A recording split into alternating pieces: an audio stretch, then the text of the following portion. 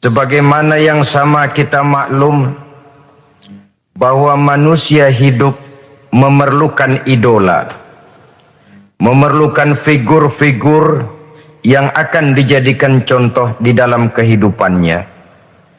Sifat ini dinamakan hubbut taklid atau kecenderungan untuk meniru, dan nampak lebih menonjol pada kehidupan anak-anak remaja atau para pemuda. Siapa yang menjadi idolanya, siapa yang menjadi sentral figur dalam kehidupannya, itulah yang akan dijadikannya sebagai contoh. Kalau idolanya adalah Mick Jagger misalnya, maka tentu yang akan dicontohnya adalah Mick Jagger. Mulai gaya rambutnya, gaya pakaiannya, sampai kepada gaya jalan dan hidupnya. Soal pantas atau tidak pantas urusan nomor 16. Yang penting nyontoh dulu. Inilah kecenderungan daripada manusia. Bagi kita umat Islam, contoh ideal, figur sentral yang sepatutnya jadi idola tidak lain adalah junjungan kita Nabi besar Muhammad sallallahu alaihi wasallam. Beliau menjadi contoh dan panutan oleh karena kepribadiannya yang kompleks. Sejak dari seorang pemimpin negara yang adil, sampai kepada seorang jenderal yang gagah berani di medan perang, sampai kepada seorang diplomat yang ulung, pedagang yang jujur, suami yang bertanggung jawab, ayah yang penuh kasih sayang dengan anak-anaknya, dan di dalam keseluruhannya beliau merupakan uswatun hasanah. Termasuk dalam membina rumah tangga bahagia, contoh kita tidak lain adalah rumah tangga beliau. Bagaimana sih rumah tangga Nabi kita itu? Beliau berkata dalam dua kalimat yang singkat, tapi punya pengertian yang sangat luas dan dalam tentang rumah tangganya. Beliau mengatakan, baiti jannati, rumah tanggaku adalah sorga bagiku. Satu cerminan yang merupakan refleksi dari keadaan yang membawa kebahagiaan. Padahal sepanjang sejarah yang kita baca, rumah beliau kecil saja.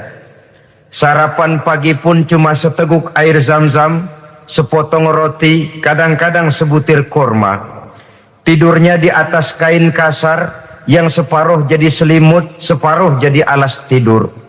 Tetapi di tengah kondisi yang semacam itu, beliau sanggup berkata, baiti jannati, rumah tanggaku adalah surga bagiku. Kenapa kita yang hidup di zaman sekarang, di mana fasilitas sesungguhnya serba lebih menunjang untuk berkata semacam itu, malah kita berkata sebaliknya, baiti nari, rumahku adalah laksana neraka bagiku. Padahal kalau dilihat, rumahnya pun kadang-kadang bertingkat, kendaraan serba berkilat, uang banyak berlipat-lipat, istri pun tak kurang cantik memikat, kadang-kadang jumlahnya 4. Tapi tiap hari kiamat, tidak ada ketenangan dan ketentraman di rumah tangga. Saudara hadirin kaum muslimin rahimakumullah. Mengapa Rasul sampai mengatakan baiti jannati, rumahku adalah laksana surga bagiku? Inilah pokok pembicaraan kita pada pertemuan kali ini. Sebagaimana yang kita maklum bahwa nikah dalam pandangan Islam bukan hanya sekedar untuk memenuhi kebutuhan biologis manusiawi, tidak hanya sekedar untuk memperkembangbiakkan keturunan, dan juga tidak pula untuk memperturutkan hawa nafsu. Lebih daripada sekedar itu, nikah dalam pandangan Islam merupakan ibadah. Oleh karena ibadah, maka seluruh tujuan ibadah, apakah dia bernama solat, apakah dia bernama puasa, zakat, sodako, haji, dan lain sebagainya, seluruh daripada tujuan ibadah, target utamanya adalah mardhatillah atau keridhaan daripada Allah Subhanahu wa taala. Kalau nikah itu ibadah, maka sesungguhnya tujuan utama dari pelaksanaan suatu pernikahan tidak lain hanya untuk mencari keridhaan dari Allah Subhanahu wa ta'ala. Bukankah kalau kita tanya tiap orang yang melakukan nikah, kenapa sih kamu nikah dengan dia? Jawabannya bisa macam-macam. Yang umum, karena saya cinta dia. Ada yang berkata, karena saya ingin mendapat ketenangan hidup. Ada yang bilang, karena saya ingin hidup teratur. Ada yang mengakui, karena saya ingin dapat keturunan, dan lain sebagainya. Tetapi sesungguhnya, menurut ajaran agama, kalau nikah merupakan ibadah, jawaban intinya ialah saya melakukan nikah untuk mencari keridhaan dari Allah Subhanahu wa ta'ala. Ini konsekuensinya kalau nikah merupakan bagian daripada ibadah. Rumah tangga yang didirikan atas dasar mencari keridhaan Allah, maka akan diwarnai oleh nilai-nilai luhur daripada ajaran agama. Tanpa harta orang memang sulit untuk bahagia, tapi harta bukan jaminan orang lalu akan bahagia. Harta pada suatu saat akan berakhir, kecantikan akan berkurang, pangkat dan jabatan akan sampai kepada batasnya. Tetapi agama, keyakinan, nilai-nilai iman, itulah pegangan kita yang kekal dan abadi. Sebab itu dalam surah Ar-Rum ayat ke-21 Allah Subhanahu wa ta'ala menjelaskan, wa min ayatihi an khalaqalakum min anfusikum azwajan litaskunu ilaiha wa ja'ala bainakum mawaddatan wa rahmah. Dan di antara tanda-tanda kebesaran Allah, dijadikannya bagimu istri-istrimu dari diri kamu sendiri, litaskunu ilaiha, agar kamu bisa hidup tenang bersamanya, wa ja'ala bainakum mawaddatan wa rahmah, dan dijadikannya di antara kamu rasa cinta dan kasih sayang. Umumnya pernikahan terjadi karena mawaddatan warahmah ini, cinta dan kasih sayang. Atas dua dasar itulah rumah tangga didirikan orang. Atas dasar itulah seorang laki-laki dan seorang perempuan memadu janji untuk membagi suka dan duka dalam hidup ini secara bersama-sama.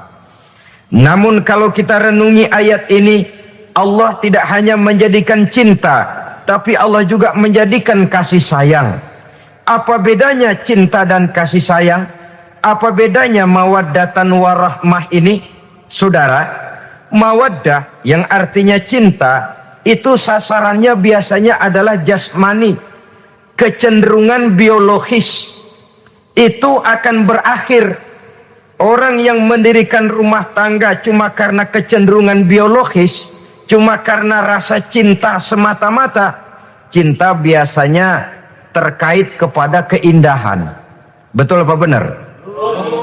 Biasanya orang mudah jatuh cinta kepada sesuatu yang punya nilai keindahan. Makanya anak muda jarang yang jatuh cinta sama nenek-nenek. Cinta selalu memandang segi keindahannya. Ini yang namanya mawaddah. Allah tidak mengingkari itu, silakan. Bahwa manusia secara naluri senang kepada serba keindahan, wajar-wajar saja. Tetapi tidak cuma mawaddah. Allah juga menciptakan rahmah, kasih sayang. Mawaddah mungkin ada akhirnya, tapi rahmah tidak akan pernah ada akhirnya. Kalau mawaddah adalah berkecenderungan kepada biologis, jasmaniah, maka rahmah kecenderungan kepada nilai-nilai rohani, kepribadian, kejiwaan, dan lain sebagainya. Dikala pernikahan di bawah umur 40 tahun, mungkin masih banyak mawaddahnya, rasa cintanya. Tapi 40 bahkan 50 tahun ke atas, rasanya orang berumah tangga kalau sudah 50 tahun ke atas itu lebih banyak kasih sayangnya ketimbang cinta-cintaannya. Kalau satu rumah tangga hanya didirikan atas dasar mawaddah saja, atas dasar cinta saja, padahal cinta itu terpaut kepada hal-hal keindahan, keindahan satu saat akan menurun. Ya, tentu sebagaimana yang kita maklum bersama-sama, belum punya anak memang cantik. Sudah punya anak, kecantikan mulai menurun. Punya anak dua, kulit mulai mengkerut. Punya anak 3, onderdil mulai dol. Punya anak 4, apalagi tidak pandai merawat diri, persis dompet tanggung bulan. Kalau rumah tangga didasarkan kepada rupa yang cantik saja, cinta akan bisa berpindah, paling tidak akan berkurang nilainya. Sebab itu Allah tidak hanya menyediakan mawaddah warahmah, dijadikannya di hatimu itu tidak cuma sekedar cinta, tapi juga kasih sayang. Nah, kasih sayang inilah apabila berakar dan berurat dari nilai-nilai keagamaan yang akan menopang jalinan rumah tangga bahagia. Mengukuhkan usaha untuk mencapai mardotillah atau keridhaan daripada Allah Subhanahu wa ta'ala. Dengan demikian, berumah tangga bukan tujuan. Ini kalau kita lihat dari segi agama. Berumah tangga cuma alat untuk mencapai mardotillah, keridhaan daripada Allah. Seorang suami yang pergi pagi pulang sore peras keringat banting tulang mencari nafkah untuk menghidupi keluarganya, kalau niatnya untuk mardotillah maka pergi usahanya adalah ibadah. Sementara si suami pergi berusaha, istri di rumah mendoakan suaminya, itu juga merupakan bagian daripada ibadah. Marilah kita biasakan membina satu rumah tangga untuk mencapai keridhaan daripada Allah Subhanahu wa ta'ala. Ini motif dasarnya.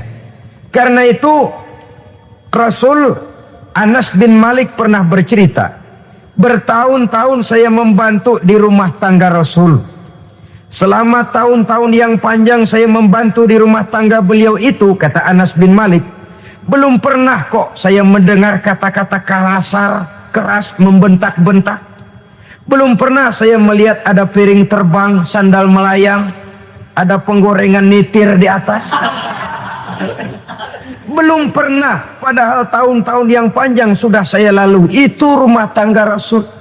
Istrinya lebih dari 1, tapi tenang, ayem, adem. Walaupun gosip selalu ada. Ini loh ya, namanya hidup berumah tangga. Jangankan rumah tangga kita manusia biasa, rumah tangga Rasul pun tidak luput dari gosip yang kita kenal dengan hadisul ifki itu. Itu sampai tercatat dalam sejarah. Tetapi yang jelas dengan istri yang lebih dari 1, rumah tangganya tenang, tentram, adem.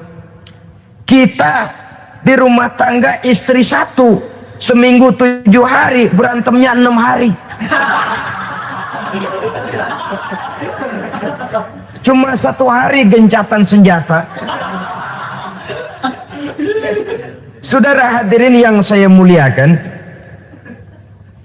kalau tujuan rumah tangga adalah mardotillah, apa ciri dari suami istri yang menegakkan rumah tangga untuk mencapai ridho Allah itu? Pertama, sepasang suami istri yang membina rumah tangga semata-mata untuk mencapai keridhaan Allah, cirinya yang pertama, bersyukur apabila beroleh nikmat. Ini ciri yang pertama. Bersyukur kepada Allah, kepada sesama berterima kasih. Suami berterima kasih kepada istri, bertahun-tahun didampingi hidupnya, dicucinya pakaiannya, dimasaknya makanannya. Tidak istri mengeluh walau hidup lebih banyak kurangnya daripada cukupnya. Suami pandai berterima kasih kepada istrinya. Sementara istri pun bisa berterima kasih kepada suaminya. Bertahun-tahun suami peras keringat, banting tulang mencari nafkah, menjadi palang dada terdepan apabila ada masalah-masalah yang besar. Kedua-duanya lalu punya timbangan. Nah inilah ya, saya pesan kepada suami, kepada para suami, kepada para istri, supaya di rumah ada timbangan. Perlunya apa? Kalau pada satu saat istri kita salah, suami cepat-cepat ambil timbangan, lalu ditimbang mana yang lebih berat, salahnya atau dosanya, benarnya atau kesalahannya. Ini istri saya jasanya begini, lalu jasanya begini, salahnya ini, mana yang lebih besar, jasanya atau salahnya?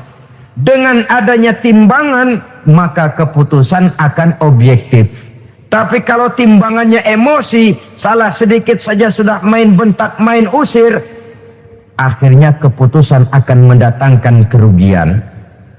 Sebaliknya, kalau suami yang salah, istri ambil timbangan, ditimbang mana lebih besar jasanya atau salahnya. Jangan sampai nanti terjadi pepatah, panas setahun habis dihapus oleh hujan satu hari. Jasa istri yang puluhan tahun hapus oleh kesalahannya yang sedikit, atau jasa suami yang bertahun-tahun hapus oleh kesalahannya yang sebenarnya tidak seberapa. Akibat apa itu terjadi? Karena tidak adanya timbangan. Dari rasa bersyukur dan dari rasa berterima kasih ini, saudara-saudara, akan timbullah sifat saling menghargai. Suami menghargai istri, istri pun menghargai suami. Istiqomah, dikasih uang 5.000 senyum, dikasih uang 500 senyum. Itu namanya istri yang pandai bersyukur. Kalau tidak, 5.000 nyengir, 500 manyun. Tahu manyun? Kayak bemok nyari setoran, monyong saja. Ada sikap istiqomah di dalam membina kehidupan berumah tangga ini. Lalu mengerti posisi suami, ini termasuk tanda berterima kasih. Suami saya itu kerjanya apa, golongannya apa, gajinya sebulan berapa. Atas dasar itu, lalu istri menjadi istri yang tahu diri. Walaupun suami harus menyenangkan istri, istri pun hendaknya nimbang, tahu batas kemampuan suami. Kemauan mungkin tidak terbatas, tapi kemampuan sangat terbatas. Kalau suami pegawai kecil, ya mintalah yang kecil-kecil. Kalau suami pegawai rendah, mintalah yang sesuai dengan kemampuannya. Jangan suami gajinya cuma 50.000 sebulan, istri menuntut minta dibeliin gelang yang kayak pelek becak. Tentu sudah overacting namanya. Saudara hadirin yang saya muliakan, kunci awalnya bersyukur kepada Allah. Kalau sudah bisa berterima kasih kepada manusia, hati ini akan mudah bersyukur kepada Allah. Rumah tangga yang pandai bersyukur, berapapun kecilnya nikmat, bukan kecilnya yang dia lihat, tapi karunia Allah yang dinilai. Sehingga dari rasa berterima kasih kepada manusia akan timbullah rasa syukur kehadirat Allah Subhanahu wa ta'ala. Itu yang sering diistilahkan orang, kalau dia punya mobil, dia berkata alhamdulillah kita punya mobil, tetangga kita cuman punya motor. Kalau dia punya motor, syukur kita punya motor, tetangga kita cuman punya sepeda, kemana-mana kekejek melulu. Kalau dia punya sepeda, alhamdulillah punya sepeda. Tetangga kita sebelah nggak punya apa-apa, kemana jalan kaki saja. Kalau dia jalan kaki, alhamdulillah kita masih bisa jalan. Tetangga kita sebelah lumpuh bertahun-tahun nggak kemana-mana. Kalau dia lumpuh, alhamdulillah kita masih hidup. Tetangga kita kemarin mati nggak balik lagi.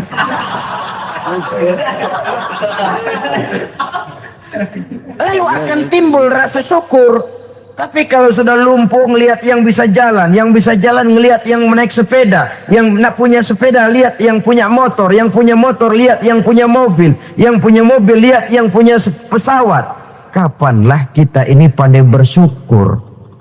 Sebab kesenangan seperti pelangi, tidak pernah di atas kepala kita, selalu kelihatannya di atas kepala orang lain. Sehingga kalau ngobrol orang sering bilang, lu sih enak lo gue lihat, gue keblangsak amat nih ya. Setiap orang ngomong kepada kita begitu nadanya. Kita yang dilihat enak, sementara kita melihat orang lain enak. Tukang tahu melihat tukang tempe enak, tukang tempe melihat tukang tuak enak, tukang tuak bilang tukang sirsak enak. Enak itu seperti pelangi. Namun kalau kita mau merenungi, tidak pernah Allah berhenti memberikan nikmat kepada kita. Sejak kita bangun tidur sampai kita tidur kembali, bahkan tidur itu sendiri, seluruhnya tidak pernah putus dari nikmat Allah. Bahagia ada di gubuk reot, bahagia ada di rumah mewah, bahagia ada di hati kopral, bahagia ada di hati jenderal, di gunung dan di kota, di hutan belantara dan di desa, di keheningan malam atau di keramaian siang. Kalau kita mau mencari, bahagia selalu ada. Tapi hati yang tidak pandai bersyukur, bagaimanapun banyak kebahagiaan yang meliputi hidupnya, dia tidak akan pernah pandai mensyukurinya. Maka berterima kasihlah kepada istri, berterima kasihlah kepada suami, bersyukurlah kehadirat Allah Subhanahu wa ta'ala. Saya sering mengatakan, sebaliknya seorang suami bagaimanapun kondisi istrinya, kalau itu memang jodohnya, beranilah berkata, istriku adalah Romeoku, istriku adalah Julietku, atau istriku adalah Sri Kandiku. Biarin pengkor ya pengkor, nggak ada urusan. Mensyukuri. Kalau tidak mensyukuri, yang timbul lalu sesalan. Kalau sudah sesalan, mudah umpat mengumpat, caci mencaci dalam rumah tangga, lalu terjadilah kegaduhan. Ketenangan sulit kalau sudah tidak ada unsur saling menghargai itu. Lebih celaka lagi kalau sudah mengarah kepada penyesalan. Kata istrinya, bang, gue nyesel kawin sama lu. Suami digituin mungkin gede kepalanya. Kalau lu nyesel apalagi gua, makin nyesel. Iya, coba pikir bertahun-tahun kita berumah tangga, memangnya abang bisa beliin apa sama saya? Itu juga gerobak kalau nggak ngeridit, bang. Kalau nggak ngeridit, memangnya kamu bayar kreditan pakai daun pisang? Saudara hadirin yang saya hormati, ini saya tekankan kepada ibu-ibu karena penyakit perempuan umumnya. Pernah Rasul itu pulang Isra Mi'raj cerita, saya pulang Isra Mi'raj diperlihatkan neraka. Neraka ya Rasul? Lalu bagaimana? Saya lihat kok isinya kebanyakan perempuan. Perempuan. Laki juga tidak sedikit. Cuma kebanyakan kok perempuan. Apa perempuan tidak sholat ya Rasul? Sholat. Tidak puasa? Puasa. Tidak ngaji? Rajinan dia sama suaminya. Tapi kenapa lebih banyak di sana? Rasul berkata, hunna yakfurnal asir. Penyakit umum dari perempuan tidak pandai berterima kasih kepada suaminya. Ini rupanya penyakit umum dari tahun atu. Saudara hadirin yang saya muliakan, jadi rumah tangga yang didirikan atas dasar mencapai ridho Allah, maka kelihatan dari pasangan suami istri menjadi orang yang pandai bersyukur terhadap nikmat. Bukankah dalam surah Ibrahim ayat 7 Allah berjanji, la in syakartum la azidannakum wa la in kafartum inna azabi lasyadid. Kalau kamu pandai bersyukur, aku tambah nikmatku. Kalau kamu ingkar, tidak mau bersyukur, azabku itu hebat dan pedih. Rumah tangga yang suami istrinya tidak bersyukur, disiksa oleh perasaannya sendiri. Tetangganya dapat nikmat, dia yang meriang. Tetangganya dapat kesenangan, dia yang sakit hati. Dia tidak melihat nikmat yang diberikan kepadanya, nikmat yang orang lain punya aja yang diincar. Nikmat orang lain aja dihitung-hitung. Tangga kita, saya baru habis beli yang sebelah belilir habis beli kukusan. Cuma sekedar kukusan saja. Orang lain beli apa-apa jadi bahan diskusi di rumahnya. Orang lain saja yang diusut. Timbul dendam kesumatnya, timbul hasutnya. Dia tidak bersyukur dengan nikmat yang ada dalam rumah tangganya. Isi rumah tangga semacam itu disiksa oleh perasaan hasutnya sendiri. Jauh dari kebahagiaan, kering hatinya, miskin jiwanya, merana batinnya. Kalau sudah ke sana, jauhlah rumah tangga dari pantulan sinar kebahagiaan. Saudara-saudara, kita lihat rumah tangga Rasul. Dari rumah yang kecil, dari tempat tidur yang syaratnya kain kasar, separuh jadi selimut lagi. Keluar ucapan baiti jannati. Kenapa? Beliau orang yang pandai bersyukur kepada Allah, bisa berterima kasih kepada istri-istrinya, dan istrinya pun pandai berterima kasih kepada Rasul dan bersyukur kehadirat Allah Subhanahu wa ta'ala. Maka nikmat lalu bertambah. Makin kita syukuri nikmat, makin tambah itu. La azidannakum, janji Allah, pasti aku tambah nikmatku kepadamu jikalau kamu pandai mensyukurinya. Tapi kalau kamu ingkar, tidak pandai bersyukur, awas, nikmat bisa berubah menjadi azab kalau kita tidak pandai-pandai mensyukurinya. Jadi cirinya yang pertama, rumah tangga bahagia itu apabila suami istri pandai bersyukur terhadap nikmat yang diberikan oleh Allah Subhanahu wa ta'ala. Satu. Cirinya yang kedua, rumah tangga yang berdasarkan untuk mardotillah, mencapai keredoan Allah, sabar apabila mendapat cobaan. Namanya orang berumah tangga itu persis berlayar di lautan. Suami istri adalah dua orang yang memegang kemudi. Kalau berlayar ombak tenang, angin bertiup sepoi-sepoi basah, lalu bila malam datang bulan bersinar, bintang gemintang gemerlapan, berlayar memang nikmat. Tapi satu saat angin puting beliung bertiup, gelombang menggunung, halilintar menyambar, kemudian petir berkilat. Kalau pada saat itu suami mau ngalor, istri mau ngidul, alamat perahu patah di tengah jalan, kandas di lautan sebelum sampai ke pantai yang akan ditujunya. Oleh karenanya perlu kekompakan. Maka sejak awal seharusnya dalam akan membina rumah tangga yang bahagia, itu lebih baik bicara yang pahit-pahit saja, supaya terjadi kesamaan langkah apabila menghadapi kesulitan dan cobaan. Sabar apabila mendapat cobaan. Rumah tangga seperti kapal di lautan tadi, tidak akan sunyi dari hantaman gelombang, tidak akan sepi dari tiupan angin topan, dari kilatan petir, dari sambaran halilintar.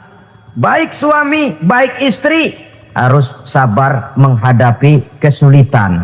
Kadang kesulitan dari segi ekonomi, kadang kesulitan dari segi mengarahkan dan mendidik anak-anak, kadang kesulitan karena banyak orang yang hasut dengan kita, kadang kesulitan berbagai macam lah yang menyebabkan kesulitan. Rumah tangga yang bertujuan mencapai ridho Allah, sabar menghadapi segala macam kesulitan. Saudara-saudara kaum muslimin rahimakumullah, kesulitan adalah bagian daripada perjalanan hidup. Siapa orangnya yang tidak pernah menemukan kesulitan dalam kehidupan? Rasanya hampir tidak ada. Dan memang kesulitan bukan untuk ditakuti. Kesulitan justru untuk diatasi, dicarikan jalan keluarnya. Begitulah suami istri yang bertujuan mencari ridho Allah. Manakala suami berada dalam kesulitan, istri mencarikan jalan keluar atau berusaha memberikan jalan keluar. Sebaliknya, manakala istri dalam kesulitan, suami bisa mencarikan jalan keluarnya. Sabar dalam menghadapi segala macam kesulitan. Dalam surah Luqman ayat 17, Allah Subhanahu wa taala berfirman, "Wasbir 'ala ma asabak, inna dzalika min azmil umur." Dan bersabarlah terhadap apapun yang menimpa kamu. Bersabarlah terhadap segala kesulitan yang kamu hadapi, karena sesungguhnya yang demikian itu merupakan sebagian dari perkara-perkara yang telah ditetapkan oleh Allah Subhanahu wa taala. Saudara-saudara kaum muslimin yang berbahagia, kunci sabar sesungguhnya terletak pada keyakinan bahwa segala sesuatu berasal dari Allah dan segalanya akan kembali kepada Allah Subhanahu wa taala. Rumah tangga yang sabar di dalam menghadapi kesulitan-kesulitan biasanya akan lebih mudah mencari jalan keluar. Tapi kalau sedikit kesulitan datang, kita tertimpa oleh kepanikan, oleh kegelisahan, dan oleh ketakutan yang tidak beralasan, maka kesulitan itu bukan saja tidak dapat diatasi, malah rasanya akan menjadi semakin besar di dalam kehidupan kita. Tidak ada rumah tangga yang tidak pernah berhadapan dengan kesulitan, bagaimanapun besarnya rumah tangga itu. Itulah sebabnya kita memerlukan orang lain.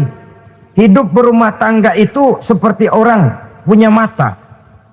Kalau mata kita kelilipan, Kalau mata orang lain kelilipan, gampang kita tiup. Tapi kalau mata kita sendiri yang kena kelilipan, tentu kita memerlukan orang lain untuk meniupnya. Oleh karenanya, suami istri harus saling mencarikan jalan keluarnya. Walaupun kerjanya berbeda, suaminya pergi mencari nafkah, istrinya berdoa di rumah. Kalau perlu melakukan sholat duha, mendoakan agar usaha suaminya dimudahkan, dan begitu selanjutnya. Sehingga dengan adanya kebersamaan, walaupun tidak selalu bersama-sama, maka masing-masing melaksanakan tugas dengan tenang dan merasa yang satu berbuat untuk kepentingan yang lain. Inilah cirinya yang kedua, sabar bila mendapat dan berhadapan dengan segala macam kesulitan. Kadang orang mendapat kesulitan itu berkeluh kesah. Bukan berkeluh kesah, tapi mencari jalan keluar dan mengambil hikmah yang ada di dalamnya apa. Karena bukan kemudahan, kesulitan yang membuat orang dewasa. Bukan kemudahan, tapi kesulitan yang membuat orang berpikir, dinamis, kreatif. Kalau seluruh jalan yang kita tempuh mudah saja, gampang saja, rasanya monoton kita ini. Kehilangan dinamika dalam perjuangan. Kesulitan yang membuat orang matang, kesulitan yang menempa kepribadian untuk lebih dewasa menghadapi bahtera kehidupan, membuat pandangan makin arif, wawasan makin luas, dan analisa semakin tajam. Sama saja dalam hidup. Sesungguhnya pujian sering menjadi racun, dan caci maki kalau kita tanggapi secara positif sering membuat kita makin dewasa. Jarang orang berpikir kalau dipuji, tapi baru dia merenung dan mencari diri setelah dicaci maki dan dikritik habis-habisan. Walaupun watak umum manusia senang dipuji, marah kalau dicaci maki. Biasanya kalau ketemu cewek cakep kita bilang, kamu cakep deh. Dia paling bilang, ah abang bisa aja. Walaupun dia bilang, ah abang bisa aja, hidungnya mah tetap mekar. Senang kalau dipuji, itu kecenderungan manusia. Marah kalau dicaci maki, marah kalau dikritik. Tapi sesungguhnya pujian sering jadi racun, caci maki sering jadi obat. Orang takut minum obat karena pahitnya, padahal efeknya itu akan lebih memberikan kesehatan kepadanya. Orang takut menghadapi kritik, orang takut dan tidak ingin dicaci maki, padahal itulah yang sesungguhnya menjadi cambuk kalau tidak dia salah tanggap, menjadi sugesti yang mendorong dia lebih maju lagi. Karena memang bukan pujian, tapi caci maki dan kritik yang membuat kita makin berpikir tajam. Jadi rumah tangga yang berhadapan dengan kesulitan demi kesulitan, biasanya kalau ditanggapi dengan sabar akan makin mengokohkan fondasi rumah tangga itu sendiri. Tapi kalau kesulitan dihadapi dengan tidak sabar, lalu mencari jalan pintas, kesulitan ekonomi, kebetulan istrinya cakep, istrinya disuruh ngojek. Dah lo ngojek aja deh, gua nungguin setoran dah. Suami tapak di rumah. Saudara hadirin yang saya muliakan, buat sepintas memang mendatangkan materi itu, mengatasi kesulitan ekonomi. Tapi apakah bahagia? Walaupun rumah bisa jadi besar, perabotan bisa serba lebih lengkap dan ada, tapi apakah semuanya mendatangkan bahagia? Sementara suami kehilangan rasa cemburunya, dan dalam agama itu disebut dayus. Dayus, suami yang tidak punya rasa cemburu kepada istrinya. Dan orang dayus kayak begitu, haram mendapat bau sorga. Bau sorga saja tidak dapat, apalagi masuk ke dalamnya. Ya tapi juga jangan lantas mentang-mentang harus cemburu sama istri, overacting. Suaminya nawar sayuran, lakinya pulang ngomel, lu pacaran ya sama tukang sayur. Itu juga over, saudara-saudara. Kesulitan ekonomi diatasi dengan sabar. Sabar dalam arti berusaha dengan tidak mengambil jalan pintas, berusaha tetap berada di jalan yang diridhoi oleh Allah. Ini yang jadi problema ini rumah tangga sekarang ini, kesulitan ekonomi, di mana lapangan kerja sulit, di mana persaingan hidup tajam, sedangkan kita hidup ingin seperti orang lain.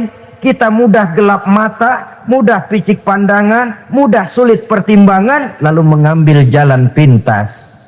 Kadang menjual akidah, menjual keimanan. Kebetulan penderingan kering, ada yang nawarin beras 3 liter sama supermie 2 bungkus. Hari Minggu diajak ke gereja mau. Itu iman kena beras 3 liter telap. Kesulitan ekonomi, saudara-saudara, sehingga Imam Ali pernah berkata, kadal fakru ayyakuna kufron. Kemiskinan memang mudah membawa orang kepada kekafiran, kepada perbuatan-perbuatan yang bisa mengundang kekafiran. Oleh karena itu dalam tamsil lain beliau berkata, kalau ada ular dan ada kemiskinan, kemiskinan yang saya getok lebih dulu, kemiskinan yang saya bunuh lebih dahulu. Karena kemiskinan mudah membawa orang kepada kekufuran. Bagaimanapun sulitnya ekonomi yang dihadapi dalam rumah tangga, percayalah satu saat jalan keluarnya mesti ada. Mesti ada. Jangan sampai mengambil jalan pintas yang membuat kita keluar dari jalan yang ditinjau dari segi kemasyarakatan pun mendatangkan aib, ditinjau dari kehormatan berkeluarga pun mendatangkan nista, ditinjau dari segi ekonomi pun barangkali tidak akan mendatangkan kelimpahan materi. Jalan pintas pada umumnya, saudara-saudara, hanya memberikan kenikmatan yang sekejap. Dan apalah itu artinya kalau harus mengorbankan kesenangan yang abadi dan kekal. Kadang-kadang mengorbankan anaknya sendiri, anaknya dikomersilkan. Pokoknya siapa yang nyamper lu berangkat aja dah. Asal pulang nenteng pisang sama jeruk sebongsang, orang tua udah anteng aja udah. Saudara hadirin yang saya muliakan, setiap kita selalu berhadapan dengan kesulitan. Karena itu rumah tangga yang bertujuan mencapai mardhatillah, mereka sabar dalam menghadapi kesulitan. Tidak ada beras, puasa saja, puasa sunnah. Puasa sunnah, lapar tapi ada pahalanya. Daripada tidak puasa lalu ngegerundel, brengsek Tuhan, gue sembahyang melulu lapar juga. Sudah lapar tidak berpahala. Bukankah Rasulullah sendiri kalau pulang ke rumah Aisyah lalu berkata, ya Humairah, ada makanan hari ini? Ada makanan ya? Enggak ada bang. Alhamdulillah, kalau begitu saya puasa. Pulang dari mana-mana perut lapar, mau makan tidak ada makanan, bukan marah, bukan ngamuk, puasa. Maka boleh puasa sunnah, niatnya udah siang, jam 10, jam 11, asal dari pagi belum makan apa-apa. Niatnya jam 10, sah, dengan catatan dari pagi belum makan apa-apa. Jangan sudah sepiring setengah baru niat, itu lain. Itu ngojek namanya itu. Pengertian dalam kesulitan. Satu malam beliau pulang dari masjid agak larut. Habis ngajar banyak yang bertanya. Ketuk pintu, Assalamualaikum. Assalamualaikum. 3 kali beliau memberi salam, tidak ada jawaban, tidak dibukakan pintu. Rupanya istri beliau lelah bekerja di waktu siang, tidurnya pules benar. Marahkah Rasul? Tidak. Beliau gelar sorban, tidur di depan pintu. Asraful anbiya wal mursalin ini, Rasul termulia ini, karena menghargai istrinya, tidur di depan pintu. Sampai Aisyah bangun sepertiga malam, terkejut buka pintu, suaminya ada di depan pintu. Beliau bangunkan. Ketika dibangunkan, Rasul lebih dulu berkata, maaf sayang, saya pulang terlambat. Sudah nggak dibukain pintu, tidur di depan, dibangunin, beliau duluan yang minta maaf. Pengertian. Kalau emosi, memang nggak dibukain pintu, tidur di depan. Begitu dibukain, yang enak kita tunjuk jidatnya.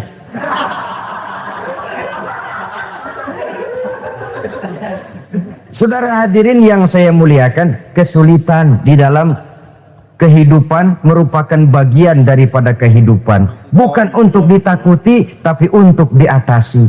Bukan untuk dihindarkan, tapi dicarikan jalan keluarnya. Hadapilah kesulitan dengan baik sangka kepada Allah, dengan lapang dada, dan dengan tetap bersabar menghadapinya. Kenapa? Karena tujuan kita mendirikan rumah tangga, mencapai ridho Allah. Kalau anak kita perjualbelikan, kalau istri kita komersilkan, kalau akidah kita jual untuk mempertahankan rumah tangga, bukankah makin jauh saja rumah tangga itu dari ridho Allah? Ini tujuan utamanya. Yang ketiga, rumah tangga yang bertujuan mardotillah itu, suami istri yang merupakan fondasi di rumah tangga, suami sebagai pemimpin, istri sebagai pembina, selalu musyawarah dalam menyelesaikan persoalan. Walaupun istri ditakdirkan sebagai pemimpin dan suami sebagai pemimpin dan istri yang dipimpin, tapi agama menganjurkan musyawarah. Jangan mentang-mentang istri nyari duit, suami nyari duit, lalu menteleng. Segalanya mau diktator, segalanya mau sendiri. Rumah tangga yang bertujuan mencapai ridho Allah selalu didirikan atas dasar musyawarah. Sehingga apabila sesuatu itu dihasilkan dari suasana musyawarah, tidak akan melahirkan penyesalan di belakang hari. Kalau tidak, berjalan menurut seleranya masing-masing, belakangan timbul penyesalan, akhirnya main salah menyalahkan. Kalau sudah saling salah menyalahkan, itu artinya sudah saling mengungkit kekurangan masing-masing. Akibatnya tidak ada lagi saling menghargai. Jadi dengan demikian musyawarah di dalam menyelesaikan persoalan. Menghadapi kesulitan ekonomi, musyawarah. Menghadapi kenakalan anak, musyawarah. Akan membeli ini dan itu, sebaiknya juga musyawarah. Kalau merupakan hasil musyawarah, maka saudara-saudara hasilnya pun akan dihadapi oleh bersama. Enak rasakan bersama, tidak enak rasakan bersama. Kenapa? Tadinya musyawarahnya bersama-sama juga. Lah kalau hasil sendirian, giliran enak mungkin yang satu mau ikut, giliran tidak enak yang satu nuding. Gua kata juga apa? Kan begitu akibatnya kalau tidak berdasarkan musyawarah lebih dahulu. Maka insya Allah hasil musyawarah ini setidaknya tidak akan mendatangkan sesalan di belakang hari nantinya. Saudara-saudara kaum muslimin rahimakumullah. Ciri yang keempat, sepasang suami istri yang bertujuan mencapai ridho Allah dalam upaya mencapai rumah tangga bahagia itu tawakal apabila mempunyai rencana. Tawakal berserah diri kepada Allah. Bukan berserah diri dalam artian mutlak yang mengarah kepada fatalism atau predestination. Kita sering mengartikan tawakal secara salah. Belum apa-apa sudah menyerahkan diri kepada Allah. Emang semuanya terjadi menurut maunya Allah dah. Gak usah ngapa-ngapain, bagaimana Tuhan aja dah. Lapar juga nggak usah makan, kalau takdirnya kenyang pan kenyang. Ya udah lapar terus kita. Makan dulu perkara nanti kenyang apa tidak, itu baru tawakal. Kalau sakit ke dokter, soal sembuh atau tidak baru tawakal. Artinya usaha itu ada. Setelah suami berusaha, istri berusaha, selebihnya tawakal. Apa perlunya tawakal? Apabila berhasil tidak lupa daratan, apabila berhasil tidak lupa diri, apabila gagal tidak putus asa. Sehingga dengan demikian dari tawakal ini lahirlah pondasi yang kokoh membina rumah tangga yang bahagia dalam upaya mencapai keridhaan daripada Allah Subhanahu wa taala. Apapun yang kita laksanakan di rumah tangga, tujuan intinya tetap untuk mencapai keridhaan Allah. Beli kendaraan untuk mencapai ridho Allah. Lalu dipakai ngaji, dipakai ke masjid dan sebagainya. Beli peralatan rumah tangga untuk mencapai ridho Allah. Mendidik anak untuk mencapai ridho Allah. Membantu keluarga untuk mencapai ridho Allah. Dan begitu selanjutnya. Tawakal apabila mempunyai rencana. Kemudian cirinya yang kelima, suami istri yang bertujuan mencapai ridho Allah selalu mempererat silaturahmi. Sebab seperti sudah saya sampaikan pada pertemuan terdahulu, dalam berumah tangga itu ada orang tua, ada mertua. Itu cuma perbedaan istilah, tapi hakikatnya adalah sama. Jangan karena perbedaan istilah lalu menyebabkan kita berbeda sikap. Kalau sudah berbeda sikap, tentu akan melahirkan perasaan yang tidak simpatik. Sebaiknya suami istri kalau sudah berumah tangga, jadikanlah orang tua tempat cerita yang enak saja. Yang tidak enak, telan berdua. Yang pahit, rasakan berdua. Kesusahan dan kesulitan, atasi berdua. Giliran enak, ngomong sama orang tua. Giliran senang, cerita sama mertua. Sekarang kan kita balik. Kalau lagi senang duitnya banyak, anteng di rumah, kalem aja.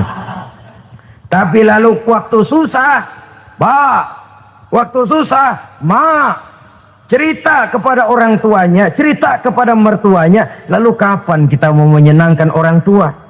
Sudahlah mereka susah mendidik kita di waktu kecil, membesarkan kita, melakukan segala macam pengorbanan. Demi setelah kita berumah tangga, kesulitan rumah tangga kita tumpahkan juga kepada mereka.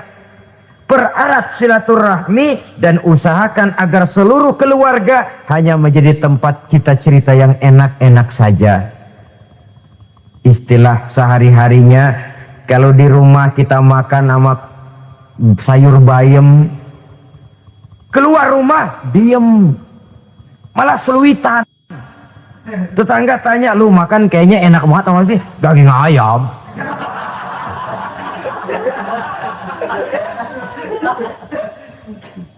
Lalu tetangga akan berbisik, itu makannya tuh orang enak bener ya, rumah tangganya tiap hari makan sama daging ayam. Biarlah paling kurang itu jadi doa, daripada kita makan sama kangkung lalu ribut ngomel di mana-mana. Gua kesel banget sama bini gua. Di warung ceritanya lagi. Kenapa? Saban sari gue direbusin kangkung mulu. Brengsek. Di warung cerita ada RT, ada RW. Gara-gara makan sama kangkung se-RT tahu. Akhirnya mungkin kalau kita berangkat orang hitung dari jauh. Lihat, kangkung liwat gitu.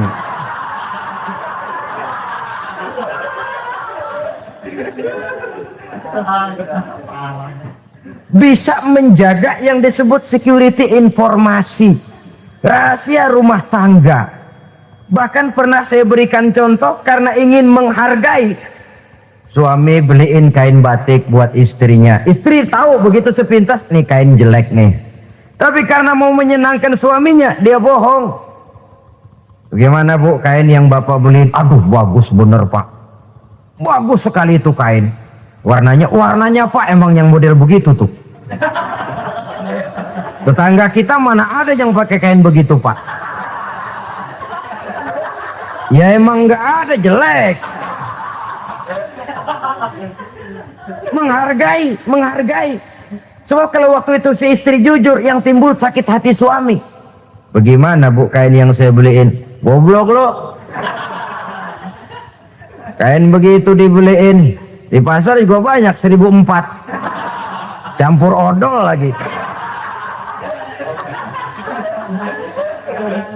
Sudahlah suami punya niat baik, sampai rumah digoblok-goblokin, tidak ada lagi rasa saling menghargainya. Begitu pentingnya mempererat silaturahmi ini, sampai Nabi berpesan, isnani la yanzurullahu ilaihima yaumal qiyamah qati'ur rahim wa jarussu. Ada dua golongan manusia yang di akhirat nanti tidak akan dilihat oleh Allah, tidak akan diopeni oleh Allah, didiemin aja. Siapa mereka? Pertama, orang yang suka memutuskan silaturahmi. Yang kedua, tetangga yang jahat dengan tetangganya. Dua golongan manusia ini, pemutus silaturahmi, kemudian juga tetangga yang jahat dengan tetangganya. Ini tidak akan dipandang oleh Allah di hari akhirat nanti. Jadi pererat silaturahmi. Sebab kita ini zon politikan, makhluk yang bermasyarakat. yang tidak bisa hidup sendirian. Setiap kita memerlukan orang lain. Kita disebut kaya karena ada yang miskin. Kita disebut alim karena ada yang awam. Kita disebut berkuasa karena ada rakyat jelata. Tanpa rakyat tidak ada penguasa. Tanpa yang miskin tidak ada orang kaya. Kalau tidak ada yang jelek, siapa yang bilang cakep? Karena ngimbangi. Saudara hadirin, atas dasar ini mestinya kita selalu bersyukur dalam segala posisi. Tidak lalu salah terima kepada karunia yang diberikan Allah kepada kita. Saudara hadirin yang saya hormati, pererat silaturahmi, jadikan orang-orang tua kita tempat kita cerita yang enak-enak saja. Yang tidak enak, telan sendiri, usahakan sendiri, carikan jalan keluarnya sendiri. Setidaknya, ya diam sajalah. Kalau belum bisa membalas budi baik orang tua, setidaknya jangan menyakiti hati orang tua kita. Sudah lelah dan payah dia mengasuh kita, membesarkan kita, merawat kita. Demi setelah kita berumah tangga, seluruh kesulitan kita bawa lagi kepadanya. Karena itu buat para istri juga ini perhatian. Kalau dimarahi suami jangan cepat-cepat pulang ke rumah orang tuanya. Nggak boleh diomelin dikit, main buntal aja. Gua pulang dah. Pulang. Sampai sana cerita habis-habisan, dikucek kejelekan suaminya. Nanti 2-3 hari balik aja lagi. Kan nggak lucu jadinya. Saudara hadirin, begitu juga suami. Mencaci maki habis istrinya, 2-3 hari bayar aja lagi. Konyol, istrinya sudah dicaci maki habis-habisan, dijeleki leluhur-leluhurnya, 2-3 hari baik lagi, mesraan lagi. Kata bininya dalam hati, gua lu jelekin juga, lu pakai juga, payah.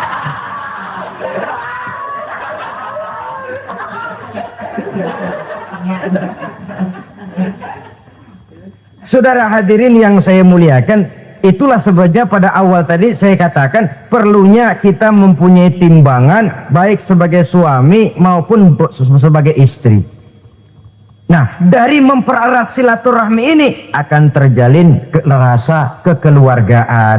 Maka tradisi arisan keluarga itu bagus sesungguhnya untuk mempererat silaturahmi. Cuma celakanya bukan silaturahmi yang jadi tujuan, arisannya itu yang jadi tujuan. Akibatnya apa? Kalau belum narik mah semangat banget datang dah. Begitu udah narik aja udahan. Itu celakanya.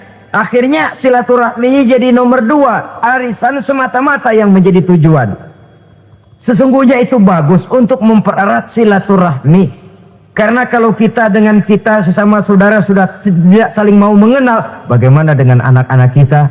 Bagaimana dengan cucu-cucu kita? 2-3 generasi yang akan datang tentu akan lebih saling tidak mengenal lagi. Baiklah ya, yang keenam, suami istri yang bertujuan untuk mencapai keridhaan Allah itu selalu berusaha tolong menolong di dalam kebajikan. Sebab Allah pesankan itu di dalam Al-Maidah ayat 6, wa ta'awanu 'alal birri wat taqwa wa la ta'awanu 'alal itsmi wal 'udwan. Bertolong-tolonganlah kamu di dalam kebaikan, di dalam bertakwa kepada Allah. Jangan bertolong-tolongan di dalam maksiat, di dalam dosa, dan di dalam usaha yang menimbulkan permusuhan. Kalau suami marah kepada seseorang, istri jangan ngipasin. Oh bang, yang begitu mah dibayain tuman. Bu, udah habisin aja dah. Anak-anaknya marahin sekalian. Ngipasin. Istri kesel sama tetangganya, suami ngipasin. Emang tuh tetangga kita, ahu. Habis orang dikipasin. Ta'awanu 'alal birri wat taqwa, bertolong-tolonganlah di dalam kebaikan. Istri malas ngaji, suami mendorong, memberikan sugesti. Suami malas berusaha, istri memberikan sugesti. Saling tolong menolong di dalam kebaikan dan takwa, dan jangan tolong menolong dalam dosa dan permusuhan. Kata suami, Bu, daripada kita melarat terus hidup, kita piara tuyul yuk. Kata istrinya, nah, ini sudah menyimpang bang. Bersabarlah, bagaimanapun insya Allah kita tidak akan mati kelaparan. Piara tuyul itu nanti jadi pindah akidah, merusak iman, berteman dengan setan. Apalah artinya kekayaan dan kesenangan sebentar kalau harus mengorbankan kekayaan dan kesenangan yang abadi? Ini sudah alal ismi wal udwan, sesuatu yang mengandung dosa. Saudara hadirin yang saya hormati, kemudian yang keenam, berbaik sangka. Baik suami maupun istri sama-sama saling berbaik sangka. Suami melepas istri, istri melepas suami dengan hati yang ikhlas. Suami meninggalkan istri di rumah dengan jiwa yang bersih dan rasa yang aman. Ada rasa baik sangka, dan ini modal dasar. Kalau sudah dilandasi oleh buruk sangka, tentu yang lahir nanti adalah perasaan-perasaan yang tidak baik. Akibatnya sangat tidak menguntungkan. Inilah beberapa ciri dari rumah tangga yang didirikan atas dasar mardhatillah, mencapai keridhaan dari Allah. Nanti akan menyusul tujuan berikutnya, diantaranya mendapat keturunan, diantaranya lagi mendatangkan gairah untuk lebih berusaha mencari rezeki karena sudah merasa punya tanggung jawab berupa anak dan istri. Mempererat silaturahmi, itu cuma tujuan-tujuan sekundernya saja. Tujuan primernya kita melakukan suatu nikah untuk mencapai keridhaan dari Allah Subhanahu wa ta'ala. Silakan punya istri cantik, kaya, tapi tujuan utamanya kita membina rumah tangga untuk mencapai ridho dari Allah. Karena itu dasarnya mawaddatan warahmah. Jangan cuma cinta, tapi juga kasih sayang. Cinta, kecenderungan kepada jasmani akan berakhir, tapi kasih sayang, kecenderungan kepada rohani, makin tua malah makin erat, makin tua malah makin mesra. Sehingga kadang kita menampak kakek-kakek dan nenek-nenek lagunya kayak pengantin baru. Apa cinta-cintaan? Tidak. Bagaimana kakek-kakek sama nenek-nenek harus bilang I love you? Yang masih ada itu waktu itu mawaddah, kasih dan sayang. Itu yang akan kekal, itu yang akan abadi. Tanpa materi orang sulit untuk bahagia, tapi materi semata bukan jaminan orang untuk bahagia. Nah, ciri yang terakhir dari rumah tangga yang bertujuan mencapai ridho Allah, sinar agama kelihatan di dalamnya. Baik suami maupun istri sama-sama orang yang taat melaksanakan ajaran agama. Saudara, mudah-mudahan walaupun singkat dapat menjadi sumbangan moral dalam kita mewujudkan rumah tangga yang bahagia menurut contoh yang diberikan oleh Rasulullah Sallallahu Alaihi Wasallam. Terima kasih atas perhatian saudara. Mohon maaf atas segala kekurangan. Usikum wa nafsi bitaqwallah. Wassalamualaikum warahmatullahi wabarakatuh.